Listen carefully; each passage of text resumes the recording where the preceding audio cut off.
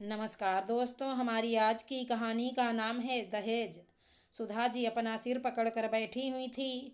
तभी उनकी सासू माँ कमरे में आईं और कहा, बहू, शाम का समय है और तुम ना सिर्फ बैठी हुई हो बल्कि रो भी रही हो। इतना भी पता नहीं कि ऐसा करने से मेरे घर में अपशकुन होता है। अब उठ भी जाओ महारानी, मेरे बेटे के आने का भी वक्त हो गया है। अपनी सासू माँ की एक आवाज़ पर दौड़ने वाली सुधा जी को आज मानो सांप सूंघ गया था। तभी अनिल जी भी कमरे में आ गए थे और उन्होंने अपनी पत्नी सुधा से कहा, क्या हुआ है तुम्हें? जब देखो तब उदास ही रहती हो। जाओ जाकर खाना बनाओ। लेकिन सुधा जी टस से मस नहीं हुई। तभी अनिल जी ने कहा, सुधा, कुछ हुआ है क्या? तभी सुधा जी को फ़ोन आया।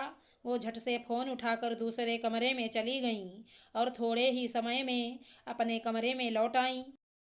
तभी उनकी सास बोली, बहू, ऐसी भी क्या बात थी जो दूसरे कमरे में जाकर करनी पड़ी? तभी अनिल जी बोले, हम क्या पागल हैं जो इतनी देर से तुमसे कुछ पूछ रहे हैं? तभी सुधा जी बोली, आज हेमा, सुधा जी और अनिल जी की बड़ी बेटी का फ़ोन आया था। वो बहुत ज़्यादा परेशान थी। तभी अनिल जी बोले, 6 साल हो चुके हैं उसकी शादी को। एक 5 साल की बेटी भी है उसकी। लेकिन अभी तक उसका मायके का मोह गया नहीं। तभी सुधा जी बोली, नहीं, ऐसी बात नहीं है। बीच में ही बात को रोक कर माँ जी बोली, और नहीं तो क्या, मेरा बेटा सही तो बोल रहा है। पिछली बार भी जब हेमा आई थी तो अपने ससुराल जाने से मना कर रही थी। वो तो हमने जैसे तैसे कर उसको ससुराल जाने के लिए मना लिया था। सच कहूँ तो बहू, तुमने उसे बहुत छूट दे रखी है। अनिल जी भी अपनी माँ की हाँ में हाँ मिला रहे थे। लेकिन पहले तो सुधा ने अपने आप को शांत किया और फिर कहा, हेमा ने पिछले 6 वर्षों में क्या क्या सहा है आप दोनों भली भांति जानते हैं। शराब पीने वाले उसके पति ने, साथ ही दहेज और पोते की लालसा में डूबे हुए उसके ससुराल वालों ने न जाने कितने मानसिक और शारीरिक अत्याचार किए हमारी बेटी पर। परंतु अब पानी सिर से ऊपर जा चुका है। ससुराल पक्ष के लोगों ने सारी हदें पार कर दी है। पता है, आज उसके ससुराल वालों ने उसका एक हाथ जला दिया और कहा, अगर वो जल्द ही अपने मायके से 2 लाख रुपए लेकर नहीं आई तो उसे जिंदा जला देंगे। मेरी बेटी हमारे घर के हालात और आप लोगों की झूठी शान को अच्छे से समझती है। उसने कहा, माँ, पता नहीं मेरा आगे क्या होगा, लेकिन अगर मुझे कुछ हुआ तो आप मेरी बेटी को यहाँ से लेकर जाना और उसे खूब पढ़ाना, ताकि वो ना सिर्फ अपने पैरों पर खड़ी हो सके बल्कि उसमें अन्याय के खिलाफ आवाज़ उठाने की क्षमता भी आए। अनिल जी और माँ जी चुपचाप खड़े थे। सुधा ने आगे कहा, जैसे हेमा को अपनी बेटी की फिक्र है वैसे ही मुझे भी उसकी। इसलिए मैंने उसे पहले ही कह दिया है कि मैं कल उसे लेने आऊँगी, और शायद ये मुझे बहुत पहले ही कर लेना चाहिए था। और हाँ, आप लोग परेशान ना होना।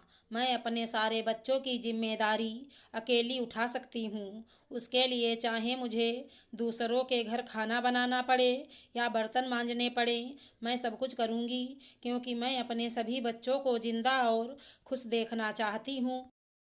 तभी सुधा जी के बच्चे भी आ गए। उन्होंने कहा, माँ, आप अकेली नहीं हो, हम सब आपके साथ हैं। आप जल्द से जल्द दीदी को लेकर आइए। हम भी पढ़ाई के साथ साथ कुछ ना कुछ काम करके आपका हाथ बटाएंगे। तभी सुधा जी ने कहा, माँ जी, आपको कुछ याद आ रहा है? ऐसा ही कुछ कई सालों पहले इस घर में हुआ था, लेकिन आपके झूठे अहंकार के कारण एक निर्दोष को अपनी जान गंवानी पड़ी थी। तभी अनिल जी बोले, चुप हो जाओ सुधा। तभी माँ जी ने कहा, नहीं अनिल, बहू तब भी सही थी और अब भी। काश आज जैसा एक कदम बहू ने अपनी बेटी के लिए उठाया है, अगर वैसा उस वक्त मैंने मेरी बेटी के लिए उठाया होता तो आज वो भी जिंदा होती। लेकिन अपनी बेटी की जिंदगी से ज़्यादा मुझे लोग क्या कहेंगे उसकी पड़ी थी।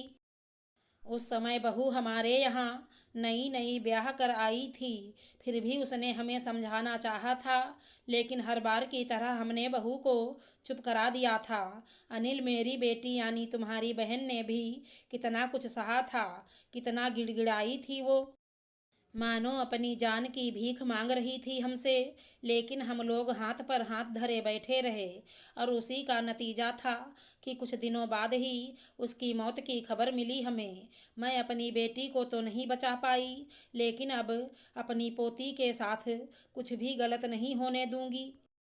अब ना सिर्फ माँ जी के, बल्कि अनिल जी की आंखों में भी पछतावे के आंसू थे।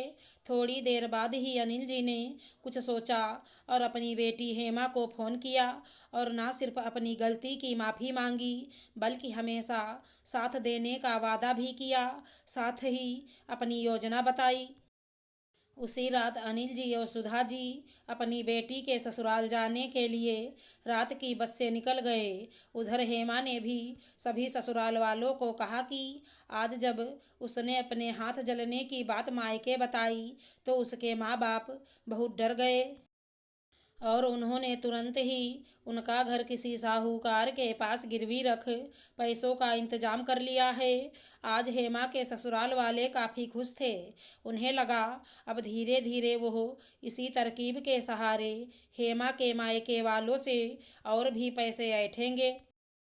और दूसरे ही दिन अपनी बेटी के ससुराल में पहुंचने के बाद सबसे पहले अनिल जी ने दहेज उत्पीड़न की शिकायत पुलिस थाने में दर्ज की और फिर वो पुलिस को साथ लेकर ही अपनी बेटी के ससुराल में पहुंच गए। पहले तो हेमा के सभी ससुराल वालों ने उन पर लगे आरोपों का खंडन किया, लेकिन हेमा के घाव तथा उसकी बेटी की बातों को ध्यान में रखते हुए पुलिस ने उन्हें गिरफ्तार कर लिया और फिर हेमा अपने मायके लौट आई। कुछ समय बाद हेमा के ससुराल वालों को जमानत पर रिहा कर दिया गया और अब वो हेमा पर केस वापस लेने के लिए दबाव बनाने लगे। इधर हेमा भी उन लोगों के चेहरे को बार बार देखना नहीं चाहती थी, इसलिए उसने अपने पति से कहा कि अगर वो उसे तलाक दें और उससे या उसकी बेटी से कभी भी मिलने की कोशिश ना करें तो ये केस वापस ले सकती है। वैसे भी हेमा के पति को उनकी बेटी से भी कोई खास लगाव नहीं था, इसलिए उसने हेमा का कहा मान लिया और वो हमेशा हमेशा के लिए अलग हो गए। थोड़े ही वक्त में अपने परिवार का साथ पाकर हेमा भूतकाल को पीछे छोड़ आगे बढ़ने लगी। कुछ समय बाद ही हेमा ने अपने मायके के घर के पास ही एक छोटा सा मकान किराए पर ले लिया, जहां वो अपनी बेटी के साथ रहने लगी। साथ ही उसने अपने घर से ही टिफ़िन सर्विस भी शुरू कर दी। थोड़े समय बाद ही सुनने में आया था कि हेमा के पति ने दूसरी शादी कर ली। वक्त गुजरता रहा, हेमा के सभी भाई बहनों की शादियां भी हो गईं, लेकिन जब भी कोई हेमा से दूसरी शादी की बात करता तब हेमा का एक ही जवाब होता, नहीं नहीं, अब उसके लिए उसकी बेटी और उसका काम ही सब कुछ है।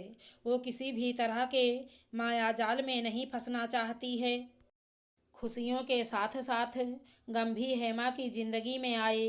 पहले उसकी दादी जी, फिर पिताजी और फिर माँ चल बसे, लेकिन हेमा अब भी डट कर खड़ी है अपनी बेटी के लिए। अगर हमारी कहानी पसंद आई है तो चैनल को लाइक शेयर सब्सक्राइब करें। धन्यवाद दोस्तों।